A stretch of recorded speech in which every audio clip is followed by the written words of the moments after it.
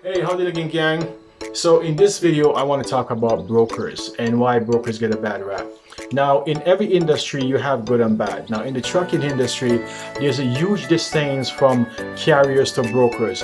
A lot of carriers think brokers are rip-off, they're no good, they're thieves, they're crooks.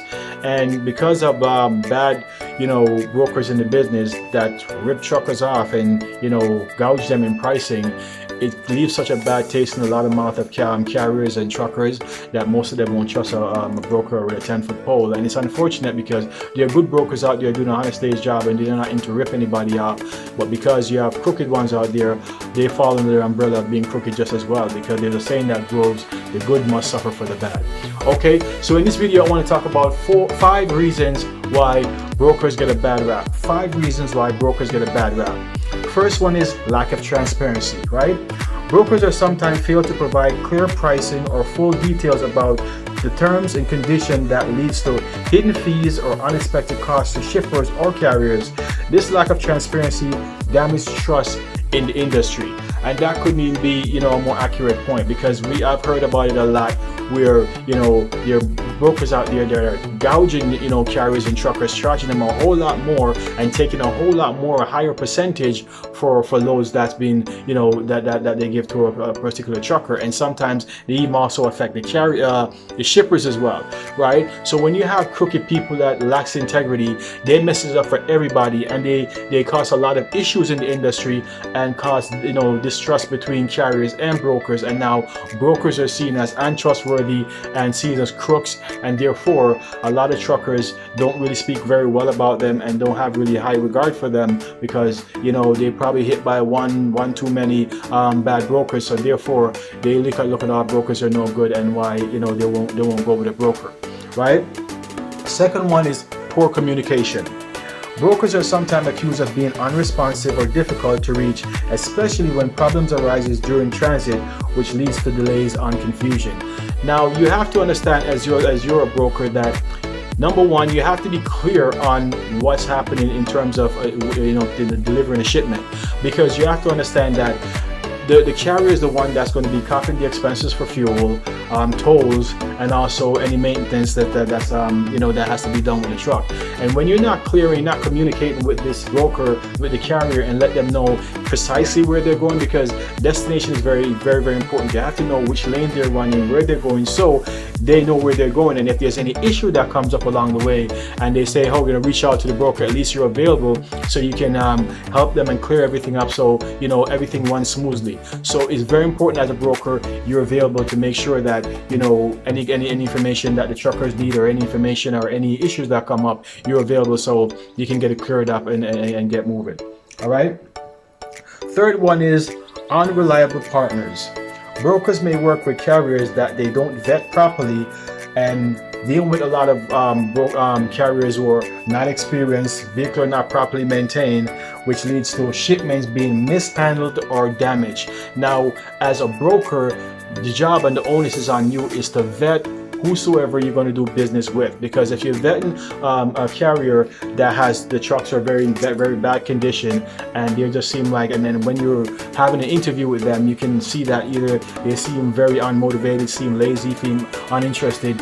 You have to really look at that and say, is this a person I want to work with? Is this what a person I want to partner with to make sure that the customers on the other end getting the best service? Because if you take on people that are your vehicle's not up to par and they're not seem like the person that you can trust to do a job, then that's going to fall back on you, and that can affect business and any shippers that's going to deal with you in the future, because those things goes as a strike against you as a broker. The fourth one is overcharging or markup practices. Brokers may mark up freight charges significantly without adding value, which leads to greed, and customers feel they're paying way too much. Now, that is a huge one for a lot of carriers, a huge one for own operators.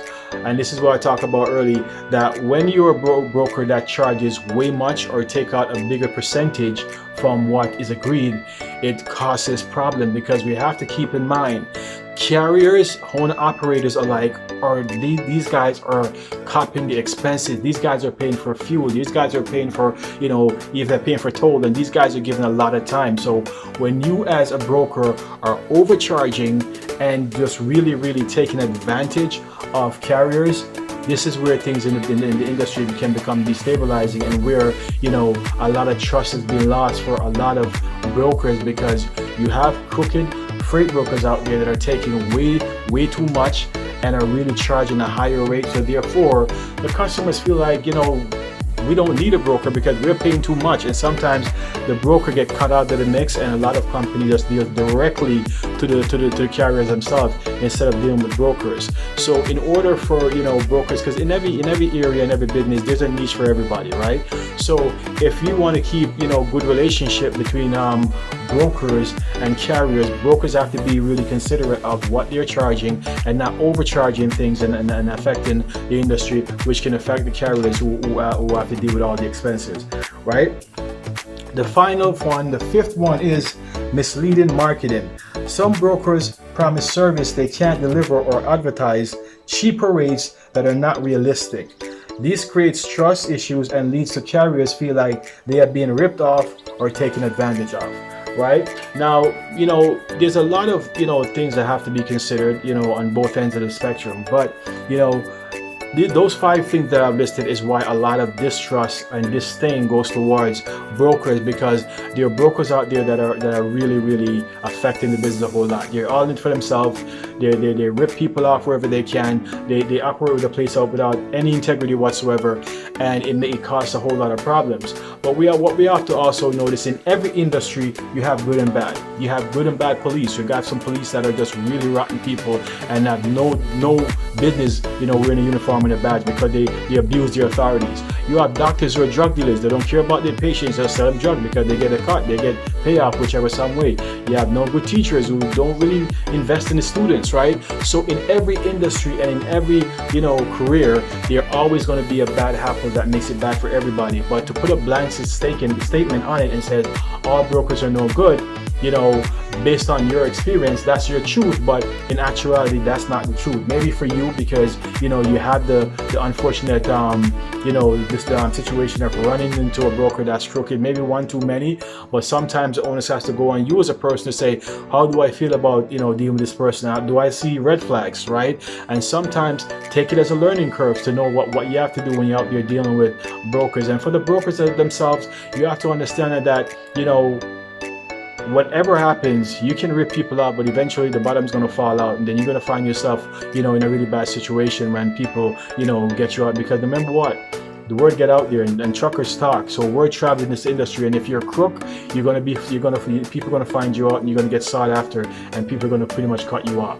So it's very important to, you know, keep your nose clean and make sure that you're dealing with everybody fair. You have a good carrier on your side, and you have a good brokers. That could be sort of a good friendship. But at the end of the day, not everybody is honest, and some people do really, you know, affect people by their practices and what they choose to do. Okay, so this video is not very longer than each other, but I have to put it out there because I've been hearing a lot of things about, you know, brokers, and a lot of you know, truckers out there are not fond of freight brokers because they feel like these guys are crooks. So I'm just going to put that out there. I'm going to do more videos about brokers anyway, so this is the part 1, so stay tuned for more. And until next time, folks, be safe, and I'll see you on the next video.